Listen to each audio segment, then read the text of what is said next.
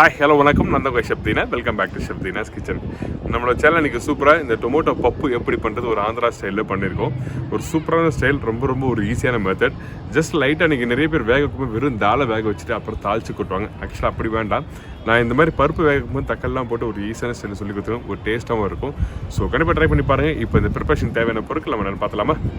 Tomato பப்புக்கு தேவையான பொருட்கள்: துவரம்பருப்பு 1 கப்பு, நல்லெண்ணெய் 2 ஸ்பூன், நெய் சிறிதளவு, கடுகு 1/4 டீஸ்பூன், சீரகம் 1/4 டீஸ்பூன், பெருங்காயம் தேவையான அளவு, காஞ்ச மிளகாய் 3, இஞ்சி சிறிதளவு, கொத்தமல்லி தேவையான அளவு, கருவேப்பிலை தேவையான அளவு, சின்ன வெங்காயம் 10லேருந்து 12 நம்பர், பூண்டு 15 பல், தக்காளி 4 பெரிய நம்பர், பச்சை மிளகாய் 4 நம்பர், மிளகாய் பவுடர் 1 ஸ்பூன், மஞ்சத்தூள் தேவையான அளவு, தனியா பவுடர் 1 டீஸ்பூன், உப்பு தேவையான அளவு.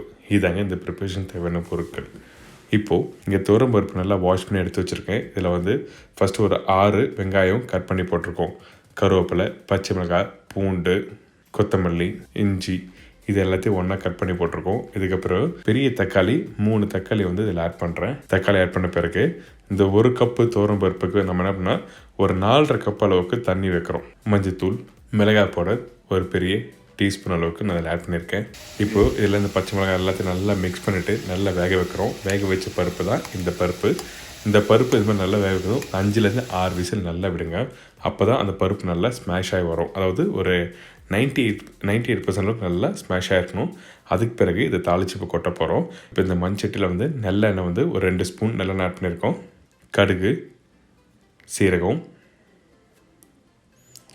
பூண்டு இடித்த பூண்டு இதில் ஆட் பண்ணியிருக்கோம். அதாவது நம்ம பாயில் பண்ணும்போதும் இடித்த பூண்டு தான் போட்டிருப்போம் வித் ஸ்கின்னோட. அதே மாதிரி தான் இஞ்சும் இப்போ தாளிப்பில் இடித்த இஞ்சி தான் ஆட் பண்ணுறோம். நீங்கள் பேஸ்ட்டும் அரைச்சி போட்டிங்கன்னா உங்களுக்கு அந்த ப்ரிப்பரேஷன் டேஸ்ட் வேறு மாதிரி இருக்கும். அதனால் இடித்து போட்டிருக்கேன். இப்போ கொஞ்சம் காஞ்ச மிளகாய், கருவேப்பிலை, இந்த பூண்டெல்லாம் கொஞ்சம் லைட்டாக அந்த கோல்டன் ப்ரௌன் கலர் வந்த பிறகு தான் நம்ம வெங்காயம் ஆட் பண்ண போகிறோம். இந்த டொமேட்டோ பப்புக்கு ரொம்ப இம்பார்ட்டன்ட் ஒன்று தக்காளி, அதுக்கப்புறம் தாளிப்பு போடுறோம் பார்த்தீங்களா, அதே மாதிரி பூண்டு. இந்த 3 ரொம்ப இம்பார்ட்டன்ட். கரெக்டாக நீங்கள் ரேஷியோ கரெக்டாக குக் பண்ணிக்கணும். அதே மாதிரி ரேஷியோ கரெக்டாக இருக்கணும்.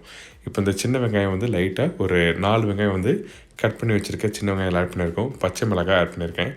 பச்சை மிளகாய் இன்னும் 2 கூட எக்ஸ்ட்ரா போடலாம். ஆனால் நம்ம வீட்டில் குழந்தை இருக்கிறதுனால நான் பச்சை மிளகாய் வெறும் ஒரு 3 பச்சை மிளகாய் 1/2 கட் பண்ணி ஆட் பண்ணியிருக்கேன். இதுக்கு பிறகு தக்காளி. நீங்கள் வேக வைக்கும் போது தான் 3 தக்காளி ஆட் பண்ணணும்.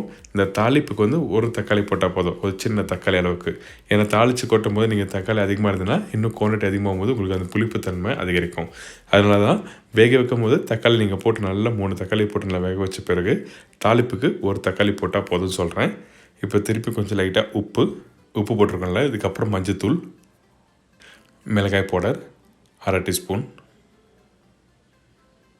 தனியா பவுடர் 1/2 டீஸ்பூன். இப்போ இந்த மசாலா போட்ட பிறகு அந்த ஆயிலையும் நல்லா வதக்கிடுங்க. வதக்கி முடிச்ச பிறகு இது மாதிரி லைட்டாக தொக்கு மாதிரி ஆகும். அதுக்கு பிறகு நம்ம வேக வச்ச பருப்பு இதில் ஆட் பண்ண போகிறோம். கொஞ்சோண்டு லைட்டாக தண்ணி ஆட் பண்ணுங்க. ரொம்ப தண்ணி அதிகமாக வேண்டாம்.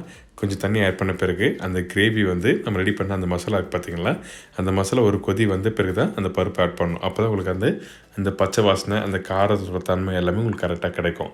அதனால தான் தண்ணி ஆட் பண்ணணும். சில ப்ரிப்ரேஷன் தண்ணி ஆட் பண்ணாமல் கரெக்டாக மிக்ஸ் பண்ணுவாங்க. ஒரு ப்ரிப்ரேஷன் பேஸ் பண்ணி தான் அது மாறும். ஸோ அதனால் இந்த ப்ரிப்பரேஷன் கொஞ்சம் லைட்டாக தண்ணி ஆட் பண்ணி கொதிக்க விட்ட பிறகு, அதாவது அந்த இஞ்சி, பூண்டு, தக்காளி, கருவேப்பிலை, கொத்தமல்லி எல்லாம் போட்ட பருப்புலாம் அந்த பருப்பு இதில் ஆட் பண்ணுறோம். நல்லா மிக்ஸ் பண்ணுங்கள்.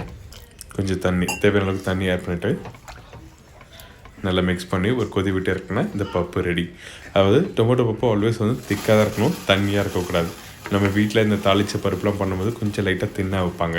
இப்போ கொஞ்சம் லைட்டாக கொத்தமல்லி போட்டு ஒரு கொதி விட்ட பிறகு இந்த மாதிரி பருப்பு கரெக்டாக உங்களுக்கு அந்த டெக்ஸ்டர் வந்துடும்.